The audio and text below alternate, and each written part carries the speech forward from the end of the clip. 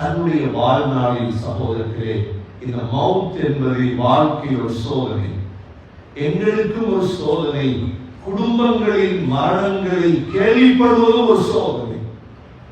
ஸல்லல்லாஹு அலைஹி வஸல்லம் வாழ்க்கையில் கண்ட மரணங்களில் மிக முக்கியமான மரணம் தான் தன்னுடைய தகப்பனின் மரணம். ஸல்லல்லாஹு அலைஹி வஸல்லம் பிறப்பதற்கு முன்னாலே அல்லாஹ் தந்தை எடுத்து விட்டார். வாழ்க்கையில் வழிகாட்டுவதற்கு தந்தை இருக்கவில்லை ஸல்லல்லாஹு அலைஹி வஸல்லம் அவர்களுக்கு. இரண்டாவது ஸல்லல்லாஹு அலைஹி வஸல்லம் கண்ட மரணம் தான் தாயுடைய மரணம்.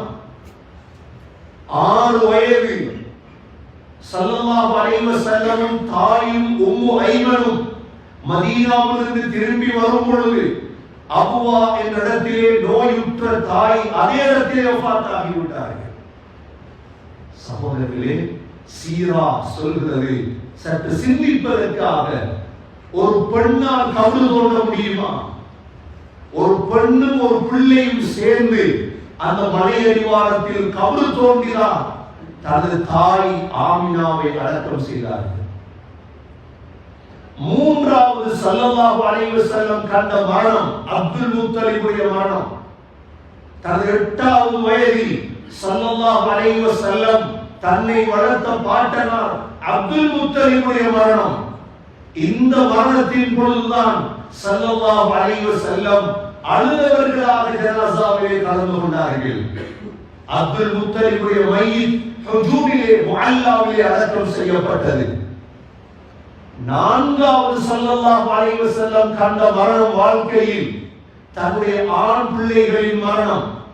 தன்னுடைய ஆண் பிள்ளைகள் காசிம், தன்னுடைய ஆண் பிள்ளை தாஹிர் பிறந்தது கொஞ்ச நாளையே வஃபாத் ஆகியது.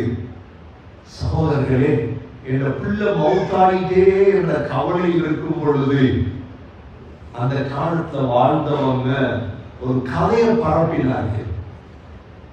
என்ன கதை தெரியுமா? இவர் அபுத்தர், சந்ததியற்றவர். இவர் மரணத்தை விட ஒரு கவலை தான் ஒரு மனிதனுக்கு ஆறுதல் சொல்லாமல் எதிர்த்து கதைப்பது. அல்லாஹ் ஆறுதல் சொன்னது எதற்கு தெரியுமா? இன்னா அஅதைனாகல் கௌஸர் ஃபஸல்லி லிரப்பிக வன்ஹர் இன்ன ஷானியக ஹுவல் அப்தர். எல்லோருக்கும் பாடமான சூரா. அல்லாஹ் ஒரு சூரா இறக்கினார், நபியே உங்களுக்கு கௌசர் என்ற தடாகத்தை தருவோம் இன்ஷா அல்லாஹ். யார் உங்களை சந்ததியற்றவர் என்று சொல்கிறானோ அவன் தான் சந்ததியற்றவர், நீங்கள் அல்ல. பிள்ளைகளுடைய மரணம் என்பது தாங்க முடியாது. நீங்கள் அண்மையிலே பார்த்திருப்பீர்கள், ஒரு பிள்ளை மரணித்த பாப்பா கபரடி இருந்த அழுத அழுகு. இது சோதனை, இது ஒரு ஃபித்னா. ஸல்லல்லாஹு அலைஹி வஸல்லம் தாங்கினார்கள். ஒரு பிள்ளை மரணித்ததை தாங்கினார்கள், 2வது பிள்ளை மரணித்ததை தாங்கினார்கள். 6வது ஸல்லல்லாஹு அலைஹி வஸல்லம் கண்ட மரணம் இதை விட மிக கவலையானதுதான் தன்னுடைய சாட்சாவுடைய மரணம், அபூ தாலிபுடைய மரணம். இதை கண்டார்கள் நபி அவர்கள். அபூ தாலிபுடைய மரண தருவாயிலே, யா அம் குல் லா இலாஹ இல்லல்லாஹ், சாச்சா கலிமாவை மட்டும் சொல்லுங்க, அல்லாஹ்விடத்தில் உங்களுக்காக நான் வாதாடுவேன். கலிமா சொல்லு. மரணம் வேற கவலை, கலிமா சொல்லாம மரணித்தாங்களே அது வேற கவலை. 7வது ஸல்லல்லாஹு அலைஹி வஸல்லம் கண்ட மரணம் சகோதரர்களே தன்னுடைய மனைவியின் மரணம். வாழ்க்கையில் எங்களுக்கு முன்னால் எங்கள மனைவி மரணித்தால் உள்ள பிரச்சனை அது பெரும் பிரச்சனை. பிள்ளைகளுக்கு பிரச்சனை, குடும்பத்தின் பிரச்சனை. ஸல்லல்லாஹு அலைஹி வஸல்லமுடைய மனைவி கதீஜா ரலியல்லாஹு அன்ஹா ஸல்லல்லாஹு அலைஹி வஸல்லமுக்கு முன்னால் மௌத்தானார்கள். கதீஜா ரலியல்லாஹு அன்ஹா மரணித்த அந்த ஆண்டுதான் நபி அவர்கள் கவலைப்பட்டதை போல, அதனாலதான் அந்த ஆண்டுக்கே பெயர் சீராவிலே ஆமுல் ஹுஸ்ன், கவலை ஆண்டு. 7வது சகோதரர்களே, 8வது தனது பெண் பிள்ளைகளின் மரணம். இது முதலாவது நபி அவர்கள் கண்ட மரணம் தனது மகள் ருக்கையாவுடைய மரணம். ஆனால் இந்த அனைவர்களுடைய ஜனாசாவிலும் நபி அவர்கள் கலந்து கொண்டார்கள். மையத்தை கையில் எடுப்பார்கள், அழுவார்கள், கண்ணால் கண்ணீர் வழியும். ஆனால் ருக்கையாவுடைய மையத்தை கூட பார்க்க கிடைக்கவில்லை. ருக்கையா ரலியல்லாஹு அன்ஹா மௌத்தாகியது மதீனாவில், ஸல்லல்லாஹு அலைஹி வஸல்லம் இருந்தது பத்ரில். அல்லாஹ்வுக்கு தெரியாதா இதெல்லாம்? இவ்வளவு பெரிய ஒரு நபி, மியராஜுக்கு அல்லாஹ் புராக்கிலே எடுத்து சென்றானா இல்லையா? அந்த அல்லாஹ் பத்ருக்கு ஒரு புராக்கை அனுப்பி பத்ரிலிருந்து மதீனாவுக்கு கொண்டு வர முடியாத மகனுடைய மையத்திலே கலந்து கொள்வதற்கு சகோதரர்களே அல்லாஹ்வுடைய ஹிக்மத்தை வைத்து நபி அவர்கள் 8வது சந்தித்த மரணம் தனது மகள் ருக்கையாவுடைய மரணம். ருக்கையாவுடைய கணவர் தான் உஸ்மான் ரலியல்லாஹு அன்ஹு.